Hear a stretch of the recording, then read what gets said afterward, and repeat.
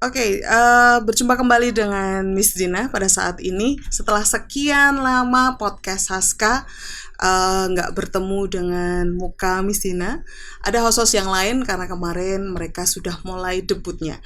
Nah, hari ini kita akan kembali bersama-sama bertemu dan tentunya dengan tamu yang sangat istimewa, sangat spesial pada kesempatan kali ini, Bapak Dhani Yohanes. Selamat datang Pak di studio podcast Saska. Terima kasih, selamat pagi Miss Dina dan juga sahabat Saska ya. Ya, Sobat Saska. Sobat Saska.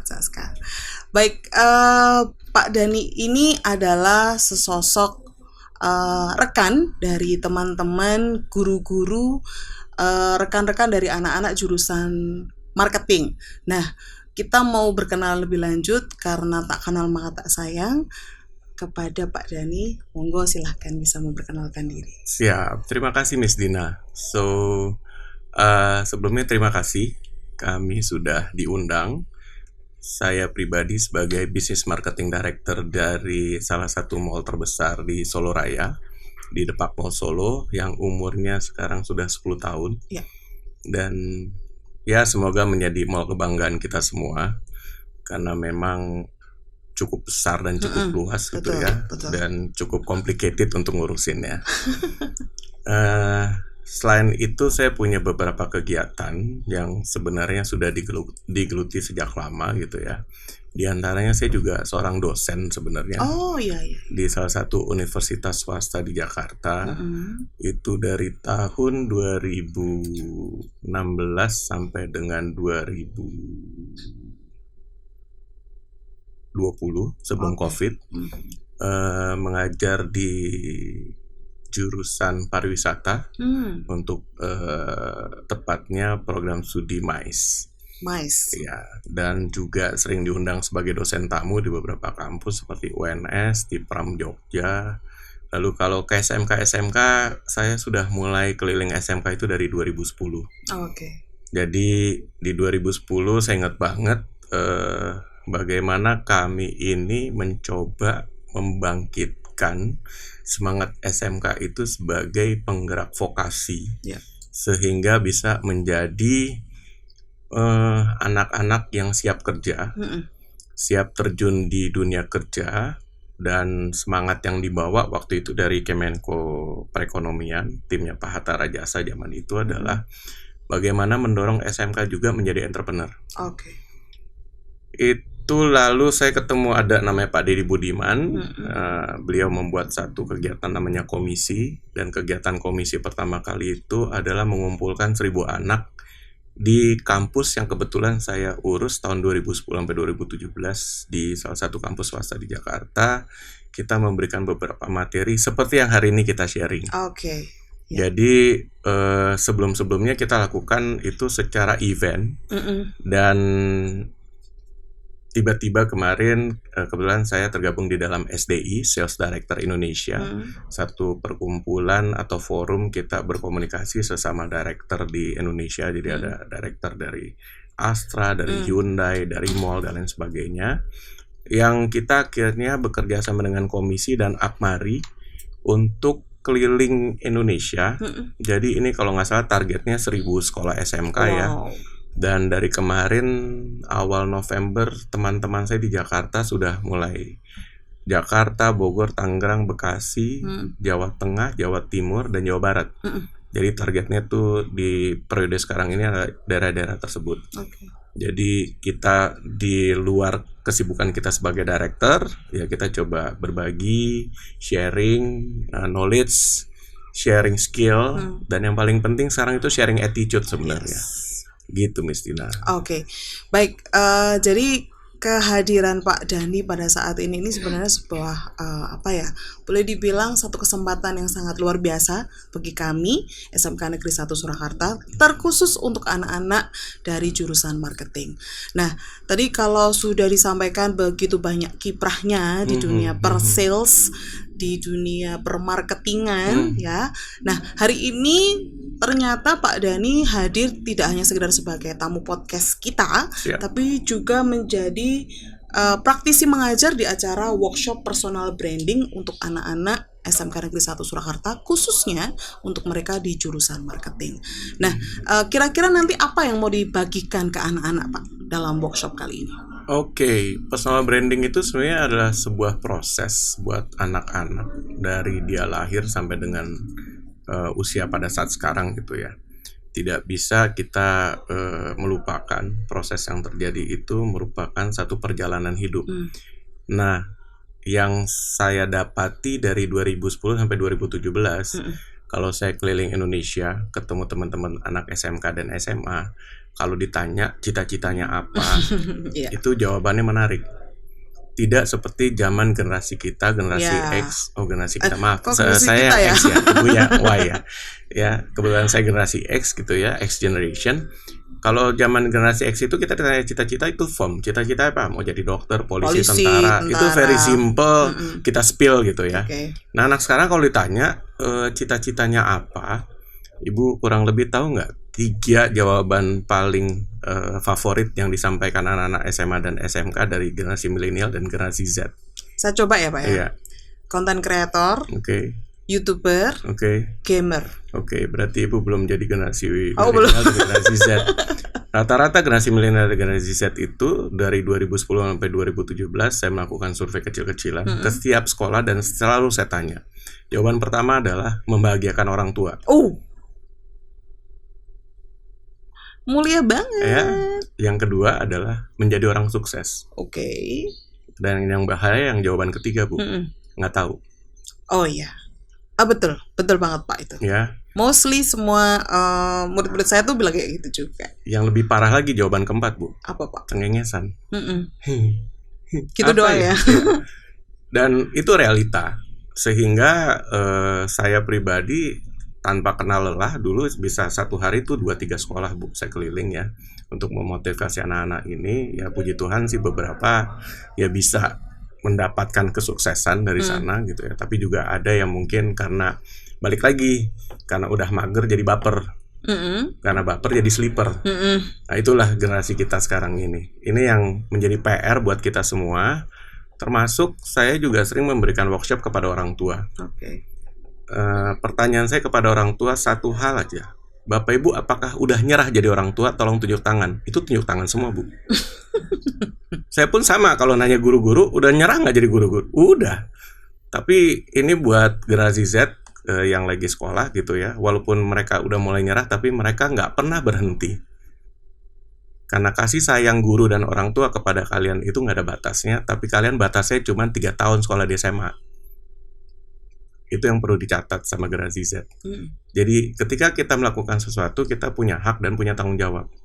Nah sekarang itu kalau dilihat dari netizen, sisinya TikTok lah, sisinya dari IG lah, mau IG Reels, IG Story, YouTube Short, isinya adalah memperlihatkan hak. Almost 80% itu memperlihatkan hak. Jadi yang mereka tuntut itu adalah hak mereka untuk, nih saya seperti ini nih. Lupa tanggung jawabnya. Nah, kembali kepada cita-cita tadi, membagian orang tua itu bukan cita-cita, itu tanggung jawab. Nah, itu aja dilupain. Ya. So, mudah-mudahan workshop hari ini yang saya sharing bisa minimal saya ketok pintu. Bahasa saya ketok pintu hatinya adik-adik sekalian. Dibukain pintunya aja saya udah syukur, alhamdulillah. Ketika udah dibuka, seorang pengirim paket seperti saya, itu kan ada COD kan, bisa ditolak, Bu. Nah, jadi pesan yang saya sampaikan bisa ditolak sama mereka, atau didiemin aja di luar, atau diterima. Nah, ketika diterima, itu pun ada proses lagi, Bu. Mau ditandatangan apa enggak? Ternyata nggak mudah ya, Pak ya. Nah, jadi prosesnya itu memang harus terus-menerus, harus berkesinambungan, harus punya komitmen, dan inilah yang dari SDI sebagai komitmen dari kami sebagai profesional. Buat adik-adik sekalian, coba bayangkan saya nyampe sini masih Zoom meeting tadi. Habis ini saya juga setelah di sini ada meeting lagi. Jadi di sela-sela kesibukan kami punya komitmen buat adik-adik sekalian. Nah, yang kita harapkan adalah adik-adik sekalian punya komitmen kepada bangsa ini untuk menjadi generasi emas di 2045. Wow, luar biasa.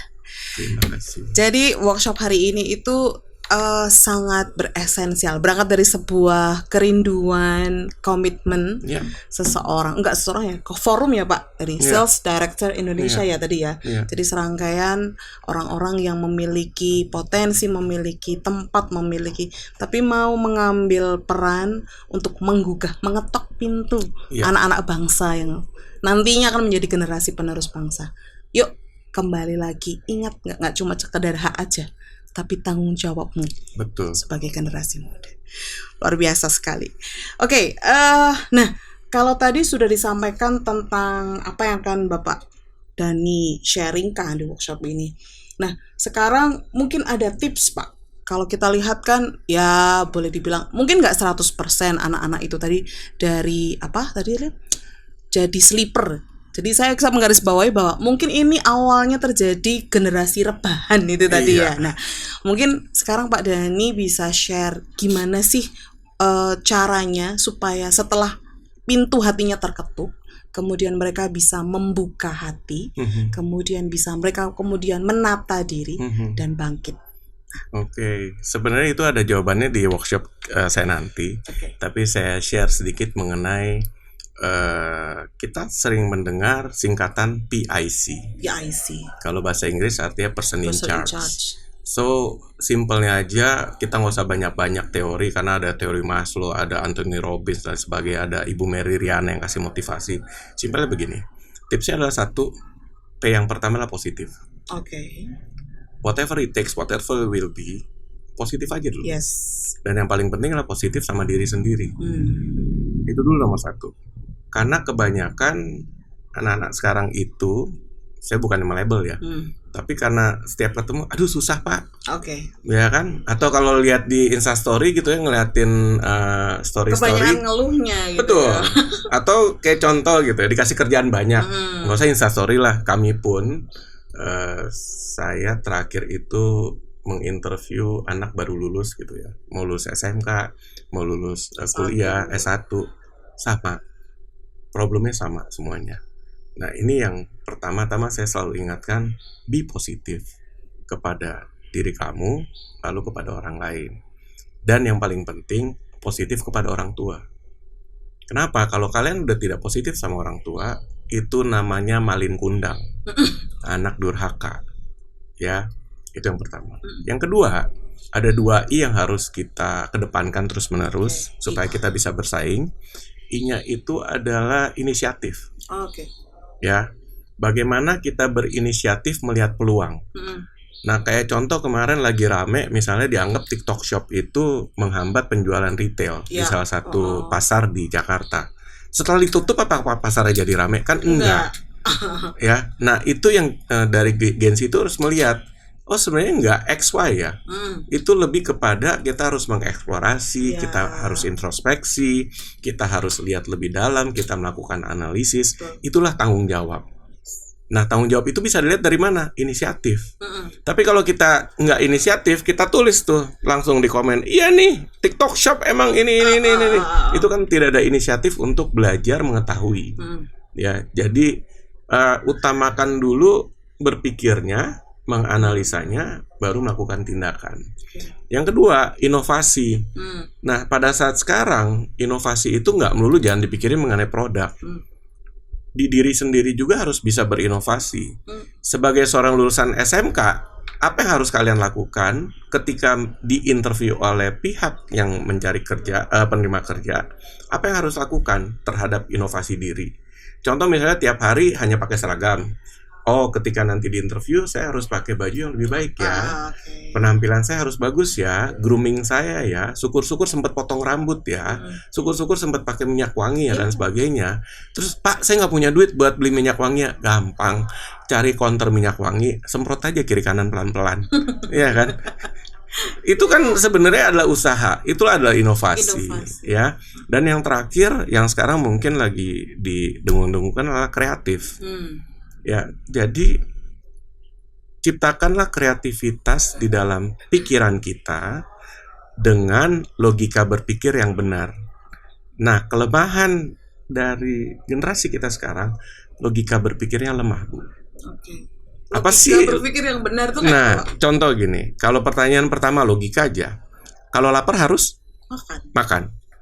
Ketika lapar harus makan apa?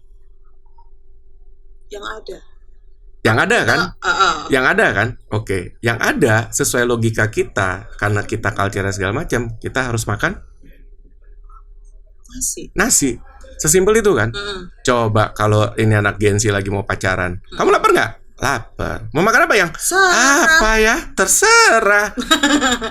Nah, itu kan satu jenis komunikasi yang kalau kita bicara sesuatu yang sering kali kita ulangi, habit itu menjadi yang namanya behavior. Yes, betul. Behavior itu jadi karakter. Akhirnya bawa ke dunia kerja. Logika berpikirnya nggak benar. Nah, ini yang sebenarnya dengan konsep sekolah merdeka Pak Nadiem Makarim ya, tolong dibantu Pak. Yang paling penting adalah bagaimana pembentukan karakternya. Di setiap kurikulum harus ada pembentukan karakter. Bagaimana mereka akhirnya menguasai, lalu bukan menghafal ya, menguasai, lalu bisa mendiskusikannya, bisa menganalisisnya, dan bisa mengkomunikasikannya. Kalau itu dikuasai dengan benar, saya yakin semua anak-anak ini bisa kalau ditanya jawabnya benar. Karena sekarang ini Bu, kebanyakan karena maunya cepet, yang paling cari Mbah Google, ya kan? Jadi kalau kasih tugas, copy, edit, ya kan? Terus Google Translate, Chat GPT, ya kan? Sehingga apa? Mohon maaf, generasi Z ini mungkin nanti perlu datang ke museum-museum. Contoh kayak Lokananta gitu ya.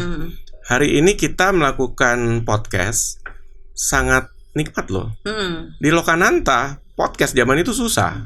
Kenapa? Salah itu mesti potong film. Iya, mesti tarik lagi. Ada prosesnya, betul. Nah, proses inilah yang harus seringkali ditransfer knowledge-nya kepada teman-teman adik-adik ini di sekolah. Itu prosesnya. Jadi itu saya titipkan ke Miss Dina. Jadi boleh dibilang terkadang anak-anak generasi sekarang itu melupakan what is the process meaning, gitu ya Pak? Yes. Jadi mereka tuh semuanya maunya shortcut. Betul? Betul, dan jangan salah ya Bu, yang ngajarin itu siapa? Gak tahu ya. Oke, kita refleks gitu ya. Zaman dulu mata pelajaran saya terima itu bukan belasan tapi puluhan. Bahasa Indonesia ada sastra. Kita belajar pantun, kita belajar gurindam. Betul ya Bu? Masih ingat Bu gurindam? Ada yang tahu ini gurindam apa di sini? Adik-adiknya, ya kan? Itu kita pelajari loh. Peribahasa kita hafal loh. Betul. Hafal ya, bukannya baca, hafal. Dan itu diulang, ada ulangannya. Maju ke depan kelas, kita ngomong, gurunya yang kasih tahu gitu kan. Nah, jadi kalau ditanya sekarang itu lebih mudah nggak sih sekolah? Sangat. Akses sekolah mudah, sekolahannya dikomplitin semua. Ya, ini saya luar biasa loh. Ini satu ruangan yang hebat banget ya, di sekelas SMK. Ini luar biasa, 2 jempol. Nggak semua SMK begini. Jadi ketika kita punya seperti ini, ayo kita manfaatkan, kita maksimalkan, ya. Terus kembali lagi kepada, maaf, zaman dulu anak nggak berprestasi itu outputnya cuma 2. 1 nggak naik kelas, atau dikeluarin dari sekolah. Zaman dulu sekolah favorit banyak yang nggak lulus ujian, itu sekolah favorit. Kalau sekolah favorit yang 100% lulus kan. Nah, inilah kondisi-kondisi yang sebenarnya perlu kita melakukan transformasi Bu. Ya, jadi impian kami adalah mari kita perlu berkompetisi. Mohon maaf, kita hidup aja lahir itu kompetisi loh, sesama saudara sendiri ya, menuju indung telur dari ibu kita. Itu kompetisi loh. Jadi kalau menghilangkan kompetisi dari sekolah, jangan. Tetap harus lakukan. Karena itulah cara pembentukan karakter pejuang. Nah, anak-anak ini apakah masih mau berjuang? Itu Bu. Dan yang terakhir, Bu, zaman dulu yang namanya ujian esai itu panjang-panjang ya. Zaman sekarang kan cuma pilihan berganda sama benar salah ya. Mungkin itu 1 tahun 2 tahun kemarin Pak. Sekarang udah balik kan lagi. Rapat pendidikan harus kita meningkatkan literasi, harus dibuat seperti itu. Alhamdulillah, berarti, puji Tuhan, haleluya. Sudah bergayung sambut. Betul. dengan pendidikan kita. Nah, tinggal sekarang cara untuk yang namanya pengetesan udah melakukan seperti esai zaman dulu. Kembalikan ke cara belajarnya, Bu. Jadi contoh zaman dulu kalau kita habis liburan, tulis ya, kamu ngapain aja satu halaman. Kan itu hilang, Bu. Jadi kebiasaan dari SD untuk melakukan literasi itu kan harus dibangkitkan kembali sehingga dan konsisten ya, Pak. Betul, link and match antara dari pendidikan dasar sampai pendidikan tinggi nanti. Nah, itu yang saya titipkan ke Miss Dinda dan Bapak Ibu guru sekalian. Itu sih dari saya. Oke. Saya nggak bisa berkiti-kiti nih. Karena begini, ini biar kami mendapatkan kemudahan ketika menginterview calon anak-anak yang melamar ke kantor ataupun industri lain manapun. Kami kesulitan, Bu. Jadi kalau kita ditanya 10 di interview, belum tentu 1 kita bisa terima. Karena di sini kalau saya lihat berarti masih ada gap ya, Pak, antara kebutuhan Dudi sama output yang kita berikan, itu masih ada gap yang cukup besar. Baik, Pak. Terima kasih. Sedikit banyak memberikan PR yang cukup besar, tapi memang itu faktanya. Jadi hari ini kalau boleh saya simpulkan tadi, PIC itu sangat luar biasa. Being positive, initiative, innovative, and being creative. Luar biasa. Terima kasih, Miss. Ya, baik. Sepertinya itu saja yang bisa kita bahas. Mungkin lebih lanjut nanti Pak Dhani bisa ke sini kedua, ketiga. Siap diundang karena rumah saya di Solo Baru jadi dekat ya, Pak ya. Mungkin nggak cuma bicara dengan teman-teman anak-anak, monggo. Tapi bisa juga dengan Bapak Ibu guru yang lain. Kayaknya ini cukup membrainwash, harus di brainwash juga ini Bapak Ibu guru. Monggo, silakan gunakan. Tapi terbuka ya, Pak ya. Terbuka. Jadi seperti yang saya sampaikan tadi, memang yang saya berikan workshop itu tidak hanya anak-anak, orang tua, termasuk guru-gurunya. Karena memang masa depan itu, maaf, adik-adik ini hidup sama orang tua di rumah. Tapi ketemu paling lama itu dengan guru sebenarnya. Jadi saya selalu sampaikan bahwa ujung tombak kehidupan anak-anak bangsa Indonesia dari siapa? Guru-guru tercinta. Baik. Terima kasih, Pak. Sama-sama. Terima kasih untuk PR-nya. Dan buat guru-guru ada satu pesan yang saya ingin sampaikan. Mari kita melakukan tugas dan tanggung jawab kita dengan sikap cinta tanpa tapi, bahagia tanpa syarat. Terima kasih. Sama-sama. Wah, baru kali ini saya podcast tidak bisa berkata-kata. Terima kasih sekali Pak Dhani untuk materi pembicaraan yang sangat luar biasa, berat tapi sangat menginspirasi, manis tapi sedikit menohok, tapi luar biasa, sangat istimewa tamu kita hari ini. Saya sangat menunggu kedatangan Pak Dhani. Kedua, ketiga ke SMK Negeri 1 Surakarta. Harapannya nanti workshopnya berjalan dengan lancar, menginspirasi, menggugah hati anak-anak, dan akhirnya mereka mau membuka hati untuk menjadi generasi-generasi emas untuk bangsa dan negara kita. Terima kasih. Terima kasih banyak. Baik, demikianlah podcast kita kali ini, Sobat Saska. Harapannya apa yang menjadi pembicaraan Miss Dina dan juga Pak Dhani hari ini menjadi manfaat untuk kita semua. Tetap bermanfaat, tetap bersemangat, dan jayalah SMK Negeri 1 Surakarta. Jaya, jaya, jaya.